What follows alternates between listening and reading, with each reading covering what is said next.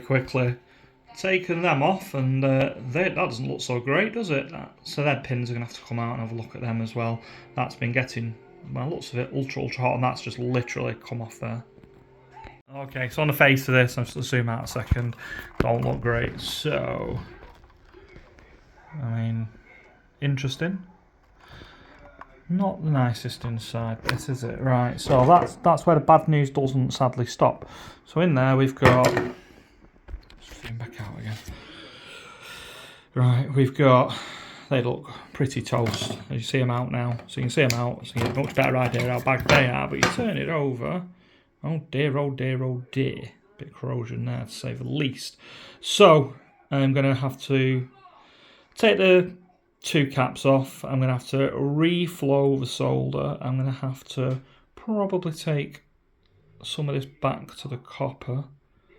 And I'm probably going to have to clean it with a bit of IPA first, just to see if some of it will come off. But yeah, on the face of it, she ain't beautiful. And then I'm going to have to look at that error or issue. You see on there that this little board here, that basically that attaches into the main board for the power supply, and that's just your LEDs that go on top. I've not even wasted my time plugging it all in and testing it until I've done some cleaning and sorted it out. It's just not worth the time and effort, is it? She ain't beautiful. Hopefully we can make her a bit more beautiful. Right, so because I'm incompetent and I haven't got anything I can just hold this with to show you, this is me removing one of these two caps. Okay, so what I've actually done is I've just hung it over here for now, and I won't take that off yet until I've got the other one loose.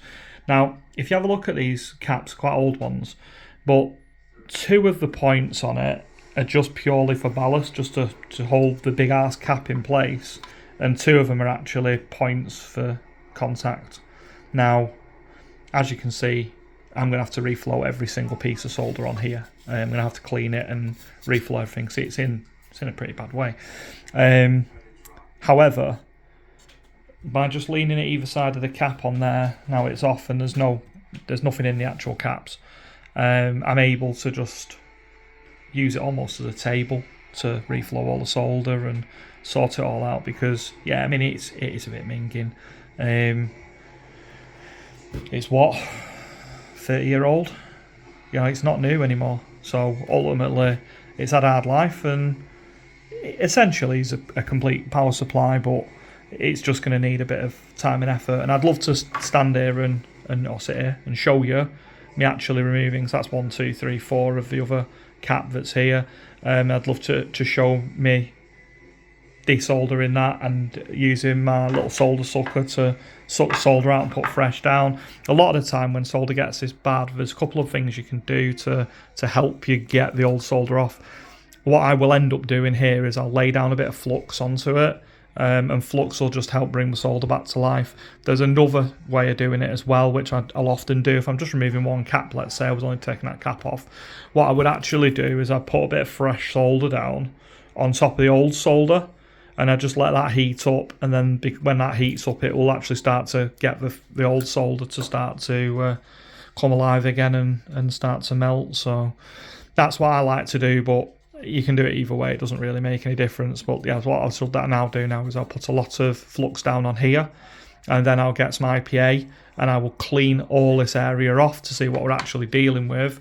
And I'll bring you back at stages and just show you where we're at.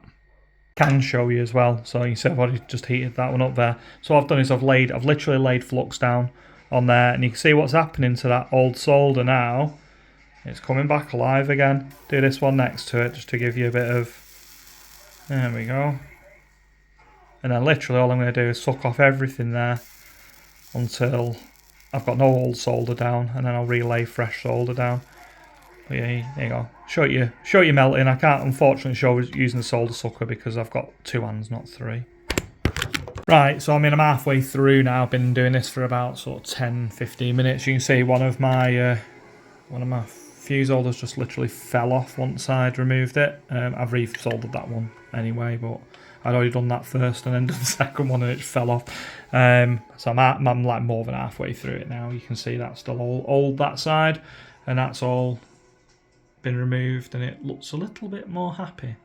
So what I'm going to do now is just finish this off, and then I'm going to clean this up and have a look and see what everything looks like, and then I'll painstakingly start resoldering it all back up, which doesn't take long, luckily, and then yeah, have a look, get his caps off as well. A quick update, capacitors are out, still got flux all over that. Spin it over, it looks much nicer on the component side than the other side, doesn't it? So yeah, that's where we're at the moment.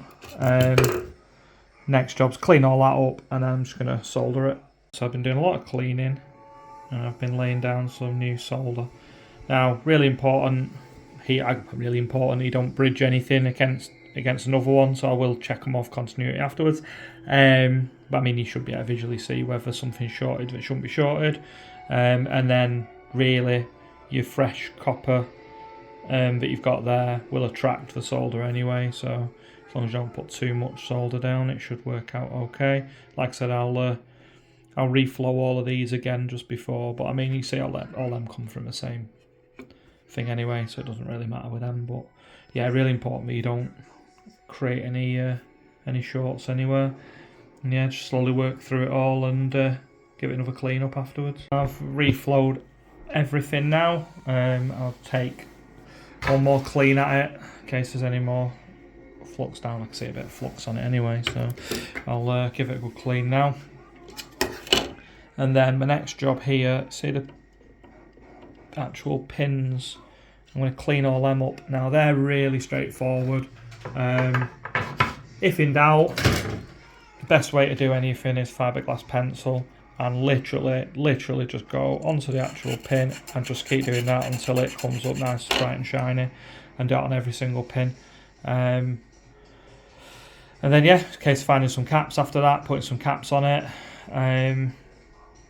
cleaning it all up, and then we're going to have a look at that and check we're getting continuity, and probably take the pins out and give them a very good clean as well. You can see they're all nice and shiny and clean. Even the two that were black aren't black anymore. So that's almost done.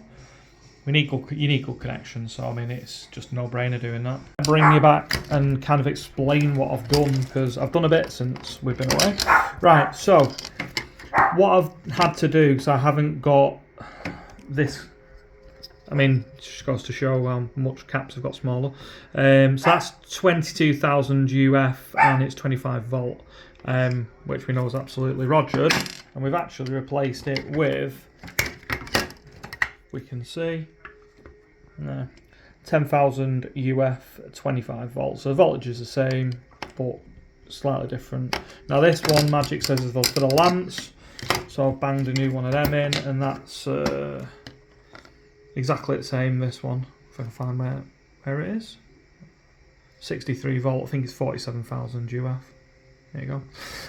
Yeah, so that one's on. What I've had to do underneath, however, is because these caps are so much smaller, is I've had to put a little jumper in. So from here to jump into here, because that will not go from there all the way over there because it's so much smaller. So what I've done is I've jumped across it, so that's now got a jumper cable in. And we're essentially back together, so that's where I'm at.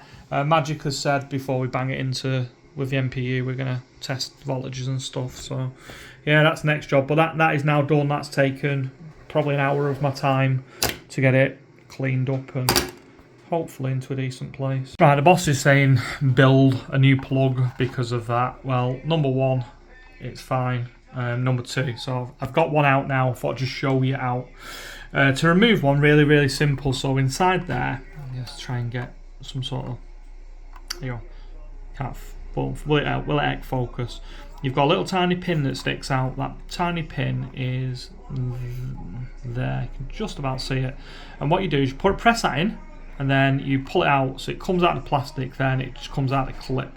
I've already buzzed that into there. Now Magic says this is me 12 volt line. No reason to disbelieve him because he knows way more than I do. What I've done is I've taken it out, I've given it a clean, and I've checked continuity. I'm going to put it back into there. The fact that alone that is a bit black is actually slightly relevant to me, because if it's broken and cracked, fine.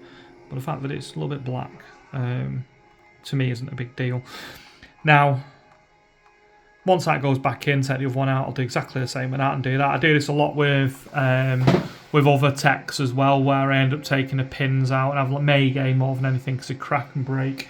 So yeah, pull it out and then effectively clean it all up, put it back together and check we're buzzing. And that's there's not much to that other than making sure we've got a good connection. Assuming it works red letter day, because Magic's just paid me a compliment and said, actually, it looks good. So he said rebuild the plug, then he went, actually, mate, said what you're doing is a good idea. So what I've done is I've just taken the two of them out, as you see, cleaned and put them back together. But what I can now do, which makes a little bit of sense, so I put it back into situ now, so the board is now back in again.